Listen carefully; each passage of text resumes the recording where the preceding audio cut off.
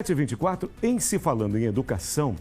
Gente, a inteligência emocional na educação infantil ajuda as crianças a nomear e reconhecer emoções. Muito do que a gente vê aqui, que eu relato aqui, tem relação direta com essa inteligência emocional. Vamos receber, portanto, a psicóloga Marília Franco e a psicopedagoga Euda Camila sobre as habilidades socioemocionais no contexto escola. Isso me é realmente, particularmente, muito especial, porque eu gosto demais de falar exatamente sobre isso. Os campos emocionais, o quanto a gente vivencia situações em que, se a pessoa tivesse um equilíbrio maior, a história seria completamente diferente. E no que se refere à educação, prezada Marília, prezada Elda, sejam muito bem-vindas, tudo bem com vocês? Muito obrigada, bom dia. Bom dia, fiquem à vontade, porque eu quero saber de vocês exatamente o seguinte: como funciona esta ferramenta tão importante? Nós temos a inteligência racional, nós temos o QI, né? Nós temos aquela inteligência cognitiva e nós temos também a inteligência emocional. Dá para trabalhar as duas num ambiente de educação?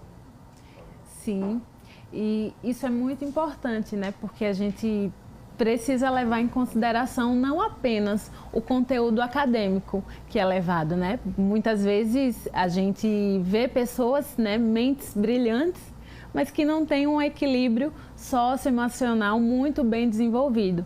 Então, por isso que é muito importante aliar tanto o conteúdo acadêmico quanto a habilidade socioemocional. E principalmente, digamos assim, eu imagino, com relação às crianças, exatamente quando as crianças estão sendo formadas, elas estão adquirindo conhecimento, elas estão se relacionando. Seria esse o grande momento de inserir essas habilidades? Exatamente, Sérgio. O objetivo é ampliar a compreensão de si, né, do outro e do mundo, de uma forma geral, né?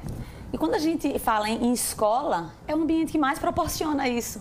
Porque quando a criança nasce, ela está protegida de uma certa forma no contexto familiar, onde há toda proteção, todo carinho, né? Os laços afetivos são construídos desde a gestação, né? E quando a gente entra na escola, Aristóteles já dizia lá atrás, né? Educar a mente sem educar o coração não é educação. Então, a gente precisa entender, finalmente, né? As pessoas estão entendendo, né? A própria BNCC traz uma série de competências descritas, que é BNCC próximo ano, né, a nova Base Nacional Curricular Comum. E aí, o próprio Ministério da Educação entende isso e as escolas já vêm trabalhando isso há um tempo, né? E agora todo mundo tem que investir um pouco mais nisso, investir no sentido de ajudar esses alunos, proporcionar na escola esse ambiente de troca tão rica e de potencializar essas capacidades que todos nós temos. Que todos nós temos, mas essas habilidades emocionais, essas emoções, elas são fundamentais para todas as áreas, digamos assim, para o trabalho, para o lazer, para as relações familiares, na educação, em qualquer tipo de atividade, inclusive com relação a esses relatos que nós mostramos, que são terríveis com relação a adultos com doenças emocionais terríveis. Sim. E falando sobre a BNCC, o que é que a BNCC entende? A BNCC, na verdade, que é a Base Nacional Comum Curricular, é um documento normativo, né, que vai definir os conteúdos mínimos de aprendizagem para a formação do indivíduo durante a educação básica. Neste sentido, são elencados 10 competências gerais. E as competências gerais, todas elas estão muito aliadas à inteligência emocional. Por quê? Porque é desenvolvido a criatividade, pensamento crítico, autorresolução para os problemas. Então, tudo isso é muito importante para uma formação futura, não apenas no contexto escolar, mas para a vida, né? Se a gente for observar algum tempo atrás, a formação escolar era muito restrita, voltado para uma visão mais militar, a organização das cadeiras, muita disciplina, né?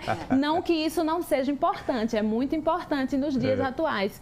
Mas hoje a gente faz com que o aluno tenha um pensamento crítico, entenda quem ele é no mundo, o poder que ele tem e entender o outro também. Mas, meninas, a questão central é exatamente essa. Essas escolas tradicionais, elas estão preparadas para esse ensino? Eu te pergunto. Ou seja, ou essas escolas tradicionais, algumas exceções talvez, mas elas têm essa preocupação com a educação cognitiva. E é isso e deu. Exatamente, mas a gente vem caminhando para isso, né? O espaço do psicólogo escolar, por exemplo, né, vem ampliando bastante. Hoje a maioria das escolas já tem psicólogo escolar, né?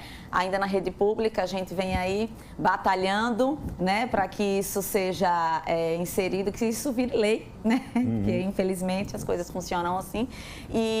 Mas a gente já consegue ver a inserção desse profissional e é um profissional que dá um suporte para isso. Mas isso não quer dizer que os próprios professores auxiliem nesse processo. Sob hipótese, eles podem auxiliar, e né? elas precisariam ter essa capacitação. Essa capacitação, exatamente, a capacitação e o suporte, né? Porque quando a gente fala assim, inteligência emocional, a gente precisa trabalhar com muito cuidado, né? Atingir a forma como a gente vai colocar para cada faixa etária, as demandas que aquela faixa etária traz, né? Para a gente fazer de uma forma responsável e coerente. Então, iniciar com esse processo de inteligência emocional, nomeando, reconhecendo os sentimentos. Depois a gente começa a trabalhar essa autorregulação, né? A empatia, os relacionamentos. A escola, como eu já falei, é o ambiente que proporciona isso. Ele convive com os pares, né? Ele começa e é o primeiro lugar que surgem as primeiras amizades e também os primeiros conflitos, né? E só para a gente fechar, meninas, é importante também a participação dos pais, né? Ativa a participação dos pais, rapidamente, para a gente fechar a entrevista. Com certeza. E é muito interessante que, a partir da nossa prática, quando a escola começa a trabalhar essa inteligência emocional, automaticamente as crianças, os adolescentes, eles levam para o contexto familiar o que é aprendido e desenvolvido na escola. Então, é muito bacana, muitas vezes, a criança conseguir nomear os sentimentos em um contexto familiar, conseguir aplicar aquilo de uma maneira muito prática. Então, esse casamento entre escola e família precisa estar cada vez mais firme, né, para que a gente possa ver o ser como um ser completo, biopsicossocial, né? Tanto biologicamente, psiquicamente e socialmente, no contexto que ele vai estar inserido. Excelente, bela reflexão, Marília e Elda. Muito obrigado, bom dia para vocês. Obrigada. Obrigado pela presença de vocês. Obrigado, meninas. Muito obrigado.